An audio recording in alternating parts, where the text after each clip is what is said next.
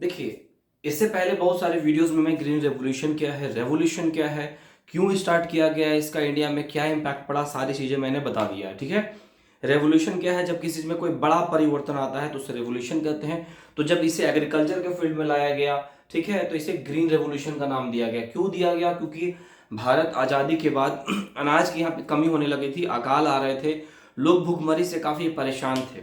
हमने यूएसए से अनाज मांगा तो उसने अनाज ऐसा दिया जो जानवरों या सूअर को खिलाने के लायक था। तो ये एक अपने आप आम समझ आइए एक अपमान का विषय था, और इसी अपमान ने भारतीय प्रधानमंत्री, भारतीय मंत्रालय या सरकार को एक मतलब एक उद्वेलित किया कि वो एक रेवोल्यूशन स्टार्ट करे, और इसकी वजह से आज भारत अनाज रूप से पूरी तरह से संपन्न है। अब देखिए उसके दौरान में, अनाज के उत्पादन के दौरान में हमने क्या किया?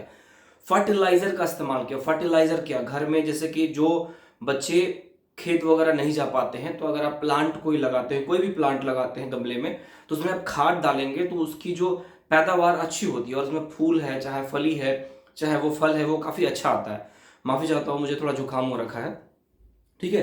तो देखिए यहाँ पर ग्रीन रेवोल्यूशन इम्बैलेंस, लेकिन यहाँ पर फर्टिलाइजर का इस्तेमाल क्या हुआ कि उस समय शिक्षा, अब पता चल रहा है कि केमिकल फर्टिलाइजर का नुकसान बहुत ज्यादा है। जिन्होंने उच्च शिक्षा प्राप्त की थी उनको तो पता था, लेकिन जो साधारण गांव के लोग हैं, जैसे वो गोभी लगा रहे हैं, ठीक है, या मटर लगा रहे हैं, या वो गेहूं लगा रहे हैं, धान लगा रहे हैं, तो फर्टिलाइजर का इस्तेमाल कर दिया गया। ठीक है, उपज अच्छी हो गई और अनाज बिकने लगे। लेकिन बाद में पता चला कि जो उसके गुण होते हैं, जो नेचुरल जो गोबर वगैरह है, पत्ते के सड़ से जो बनते हैं, ठीक है, मिट्टी छोड़ देने से जो उपजाऊ होती है, उसकी तुलना में उसके गुणात्मक में जो अनाज है उसमें कमी है। और इसी तरह से इसी कारण इंडिया में डायबिटीज, शुगर, स्ट्रेस, एंजाइटी, आंख में ब्लर होना, ये सब का डिजीज भारत में आने लगा, क्योंकि इंडिया का इम्यूनिटी बहुत स्ट्रांग था। क्योंकि हम लोग मिट्टी के बर्तन में खाना खाना, कोई आ रहा है तो पीतल के बर्तन में ग्लास में पानी देना, तो ये परंपराएं प्लास्टिक वगैरह थी नहीं। तो बेसिकली अब चीजें सस्ती मिल जाती है और आसानी से अवेलेबल है, तो लोग उसकी ओर झुकाव हो जाता है। सबको उतनी अच्छी अच्छी क्वालिटी के धातु का इस्तेमाल करना गांव में जो गरीब हैं उनके लिए मुश्किल होता है। तो something is better than nothing हमेशा ही काम करता है। देखिए यहाँ पर अब ग्रीन रेवोल्यूशन इम्बैलेंस, तो यहाँ पे क्या हुआ, एक यूरिया का इस्तेमाल बढ़ गया। ठीक है, यहाँ पे यूरिया से क्या हुआ, प्रोडक्शन हुआ। जैसे कि मान लीजिए कोई प्लांट है, देखिए अगर यहाँ पे आपको दिख रहा है प्लांट है, तो प्लांट का क्या है कि उत्पादन काफी अच्छा होने लगा है ना, लेकिन नॉर्मल की तुलना में इसकी ग्रोथ काफी स्पीड हुई। तो अगर ग्रोथ इसकी स्पीड हुई तो क्या हुआ, इसके जो पेड़ की गुणवत्ता है वो कमजोर हो गई, इसके अनाज की गुणवत्ता कमजोर हो गई, तो उसमें कीड़े ज्यादा लगने लगे। तो इसीलिए इसमें पेस्टिसाइड्स जो है, कीटनाशक भी डाला गया। ठीक है। अब इसका एक नुकसान क्या हुआ कि यूरिया फर्टिलाइजर जहां उत्पादन किया जाता है, केमिकल फर्टिलाइजर है ये, वहां आसपास प्रदूषण होता है। ठीक है। इस पेड़ के तने में ऐसे ऐसे जड़ में अगर हम लोग डाल दें, तो इसके लिए, इसके अंदर जाने के लिए इसको वाटर चाहिए। तो जब यहाँ जल जाता है तो सींच के अंदर जाता है जड़ों में, और इससे फिर इनका उत्पादन होता है। लेकिन देखिए जब बारिश होगी, ध्यान से समझिएगा कि केमिकल फर्टिलाइजर कैसे नुकसान होता है। जब हवाएं चलेंगी तो इससे हवाएं होके गुजरेंगी तो ये एयर को पॉल्यूट करता है। ठीक है। और भी कारण है, वो प्लांट से भी जो कार्बन डाइऑक्साइड रिलीजेस होता है उससे भी पॉल्यूशन होता है। ठीक है। दूसरी बात है, मान लीजिए यहाँ पर वाटर फ्लो कर रहा है और ये नदी में मिलता है, तो नदी में मिलता है तो नदी का पानी प्रदूषित हो गया, उसमें केमिकल पहले था नहीं लेकिन अभी केमिकल है। उसी उसी केमिकल वाले वाटर को या फिर अनाज जो बह के गया उसको मछलियां खाएंगी। तो जो मछलियों का सेवन आप करेंगे वो भी फिर एक माफी चाहता हूं, जो मछलियों का सेवन लोग करेंगे उससे भी डिजीज होता है। तो क्या होगा, एयर पॉल्यूशन, वाटर पॉल्यूशन। तो समझ रहे एक से कितना नुकसान होता है। उसके बाद क्या होगा कि एक ह्यूमन बीइंग का इम्यूनिटी काफी वीक हो जाएगा। मान लीजिए, चलिए आंख मुंह स्माइल करवा देते हैं बेचारे को, ठीक है, इम्यूनिटी इसका वीक हो गया। अगर इम्यूनिटी वीक हो गया तो कोरोना होगा तो उस पर इंपैक्ट पड़ेगा।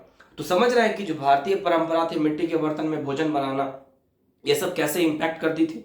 ठीक है। अब आते हैं यूरिया का इस्तेमाल, और दूसरा क्या नुकसान हुआ, अदर फर्टिलाइजर जैसे कि गोबर हो गया, या फिर जो सड़े हुए पत्ते। आप देखें कभी जंगल के किनारे आप जाएंगे तो पत्ते जो टूट के गिरते हैं वो सड़ना शुरू कर देते हैं, वो खाद का काम करते हैं। तो इनमें कमी आने लगी। दूसरा क्या है, काउ डंग का इस्तेमाल कम होने लगा। ठीक है। गोबर का इस्तेमाल, गोबर सबसे अच्छा खाद माना जाता है, नुकसान कुछ नहीं होता, उससे फायदा ही होता है। ठीक है। फिर सड़े हुए पौधे का इस्तेमाल जो होता था वो कम होने लगा। दो फसली पद्धति, दो फसली पद्धति क्या होता है, देखिए इधर से ध्यान से देखिएगा। मान लीजिए एक में आलू लगाया हुआ है, यहाँ पे कुछ और लगाया हुआ है ना, तो बीच में कुछ ऐसे फसल लगा दिए जाते थे जो कि आपकी उर्वरा को बढ़ा देती है, भूमि को। उस फसल में छोटे छोटे ऐसे गांठ निकले रहते हैं, आप देखिए कोई फसल में गांठ, तो ये क्या करती है, लैंड के फर्टिलाइजेशन को बढ़ा देती है, उसकी उर्वरकता को बढ़ा देती है ना। अब क्या होता है, ज्यादा फर्टिलाइजर उत्पादन करने से लवण बढ़ जाती है, ठीक है, उसमें लवण बढ़ना से क्या होता है कि प्रोडक्शन घट जाता है उसका।